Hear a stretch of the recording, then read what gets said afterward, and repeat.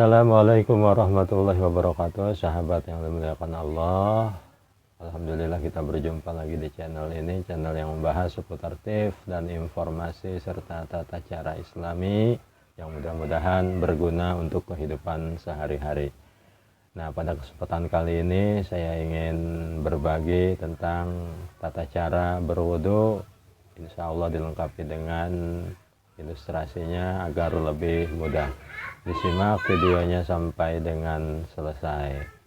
Nah, baiklah sahabat, inilah tata caranya, disimak sampai dengan selesai. Yaitu yang pertama, kita disunahkan untuk membaca basmalah terlebih dahulu. Bismillahirrahmanirrahim. Nah, apabila kita lupa maka bacalah di tengah-tengah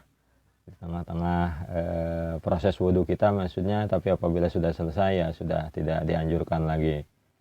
Kemudian setelah membaca basmalah kita membasuh telapak tangan kita sampai dengan pergelangan tangan. Nah, jari-jarinya seperti ini ya. Jari-jarinya dimasukkan supaya airnya bisa masuk secara merata. Lakukan sebanyak 3 kali. Kemudian setelah itu berkumur. Nah, ini supaya kotoran atau sisa makanan yang ada di dalam mulut itu bisa keluar. Dan dianjurkan untuk membuang sisa air dari berkumur itu ke sebelah kiri ya. Terus kemudian dilanjutkan membersihkan hidung. Nah, ini kadang yang saya lihat ketika membersihkan hidung bukan airnya yang dimasukkan ke hidung, tapi kebanyakan hanya jari telunjuk ya, atau jempol yang dimasukkan ke hidung setelah dibasahi. Padahal bukan seperti itu, tapi menghirup air ke hidung, kemudian baru disemburkan. Nah, itu namanya istinsyak.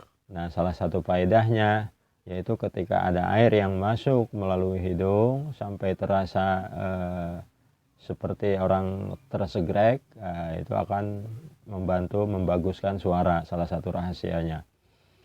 Nah, adapun menghirup air ke dalam hidung itu sesungguhnya caranya bisa dilakukan berbarengan dengan ketika berkumur. Jadi sekaligus dua pekerjaan sunnah ini bisa dilakukan berbarengan antara berkumur dan menghirup air ke dalam hidung.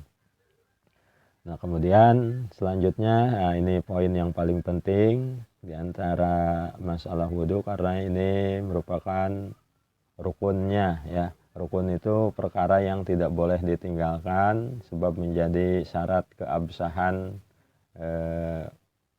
wudhu tersebut. Yaitu niatnya itu dibarengi dengan basuhan pertama pada sebagian wajah. Jadi niatnya itu bukan sebelum membasuh wajah apalagi sesudah membasuh wajah, tapi dibarengi dengan datangnya air kepada sebagian daripada wajah. Lafaznya yaitu nawaitul wudu alirafil hadatsil asghari fardhu lillahi ta'ala. Nah, ini pengucapannya pengucapan niat di sini sunnah karena esensi daripada niat adalah di dalam hati, tempatnya di dalam hati. Tapi mengucapkan itu di dalam rangka menolong supaya hati kita tetap fokus ya. Nah, ini bagian wajah harus terkena semuanya, batasannya itu dari ujung tumbuhnya rambut, tempat tumbuhnya rambut, kemudian ke bawahnya sampai ujung dagu ya, kemudian kanan kiri yaitu tempat yang dekat dengan daun telinga itu, pentil daun telinga. Nah, ini harus terkena semuanya, alisnya, bulu mata, kemudian kumis dan janggut. Dan apabila ada tai mata pun itu harus dihilangkan terlebih dahulu. Pokoknya segala hal yang bisa menafikan atau menghalangi datangnya air kepada anggota wudhu itu semuanya harus dihilangkan. Nah, lalu setelah itu membersihkan atau membasuh tangan kanan dan kiri dari ujung jari sampai melewati sikut. Ya, jadi sikutnya itu wajib terkena. Nah, karena di sikut ini biasanya ada lipatan kulit. Nah, itu harus dibersihkan juga, harus terkena air juga. Kemudian Setelah tangan baru mengusap sebagian kepala, membasahi sebagian kepala.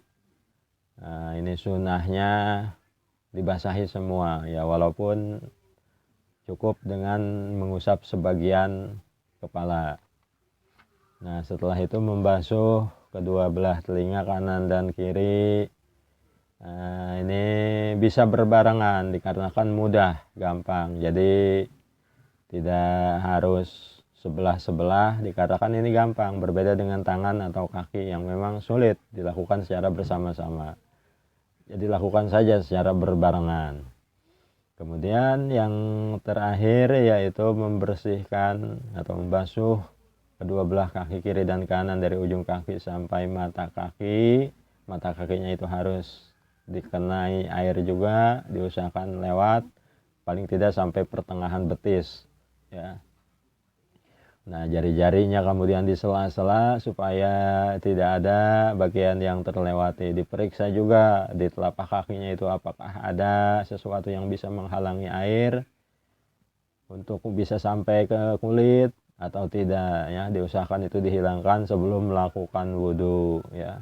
Nah, kemudian setelah selesai baru kita melangkah keluar dari tempat wudhu membaca doa. Doanya ini dia, asyhadu an la ilaha illallah wahdahu la syarikalah wa asyhadu anna muhammadan abduhu wa rasuluh. Allahumma ja'alni minat tawwabin wa ja'alni minal mutatahhirin wa ja'alni min ibadika sholihin.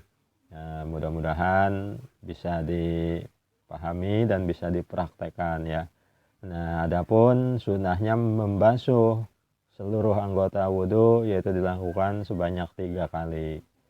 Nah, dianjurkan juga untuk melakukan basuhan pada seluruh anggota wudhu di dalam penggunaan airnya itu ya secukupnya saja, seperlunya saja, jangan berlebihan ya.